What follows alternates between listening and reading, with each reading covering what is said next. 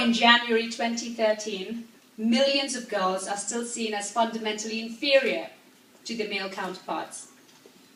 As a woman, or a girl, if you please, with a career that has brought me to this global and international platform, I have been fortunate enough to transcend the perceived limitations of my sex. And I feel so glad and fortunate to be standing here in front of an audience who's actually willing to listen to my female voice. Giving you due credit as well.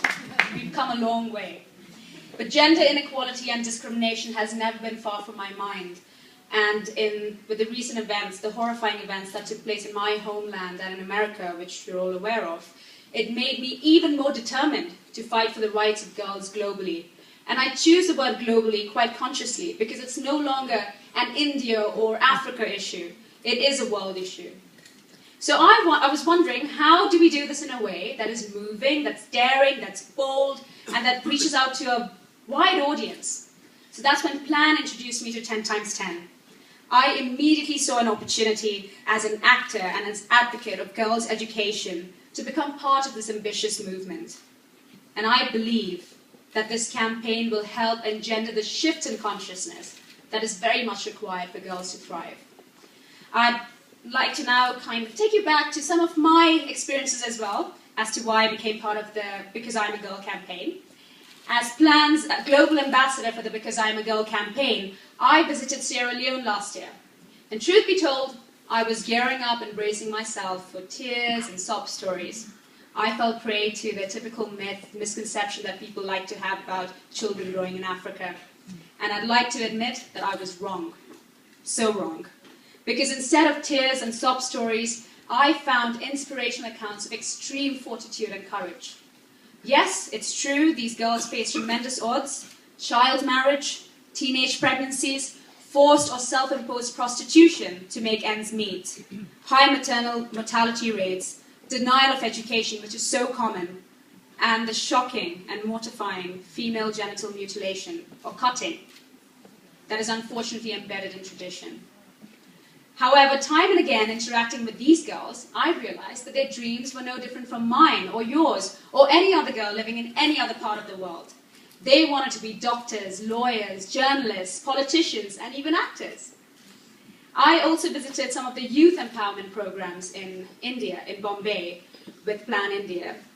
And what added to the uplifting stories of the girls over there who were trying to better their own lives were actually the boys who were part of these groups.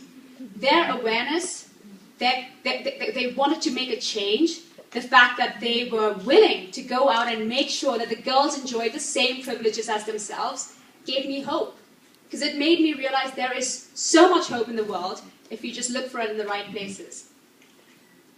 All in all, what I'm trying to say is these girls do not view themselves as victims, but they definitely want and need our help, and they're actively requesting it. And this is where 10 times 10 comes in. At the core of 10 times 10 lies partnerships with non-profit organizations like Plan and corporations such as Intel, and with individuals like yourselves. The goal is to achieve scale, to make sure the world hears this call to action, and to raise money to support programs that serve girls through the 10 times 10 Fund for Girls' Education. At the campaign's heart is Girl Rising. This is an unforgettable film that tells stories of extraordinary women growing up in the developing world. I will not describe the film to you, and I'm not going to paint a picture of the film or tell you what to expect, because I would like you to experience it for the first time the way I did, viscerally and visually. I believe these girls hold our future in our hands, and I see it as a moral future, as a moral issue. But if what I'm saying to you right now sounds abstract, let's consider some specifics.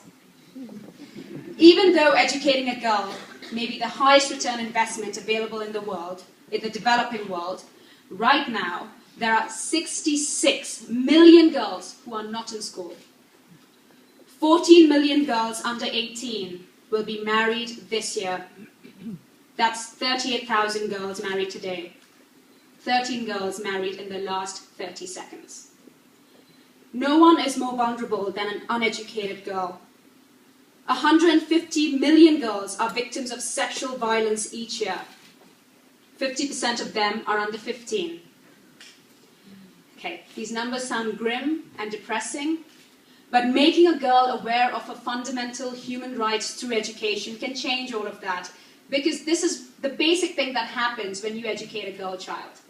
She will have a voice, so she will stand up for herself and for her rights. She will marry later. She will have fewer and healthier children.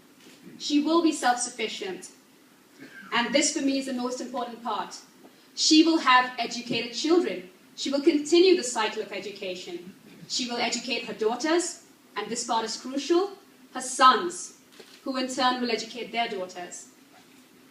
I hope that by the end of this evening, you will be moved to join me in this campaign and will embrace the simple truth that Shelley defined for us earlier, that if you educate girls, you will change the world. On that uplifting note, I would like to leave you with another quote, but this time from a great woman, Amelia Earhart. The most effective way to do it is to do it. Now please meet the director of Girl Rising, Richard Robbins, and producer Martha Adams. Thank you so much.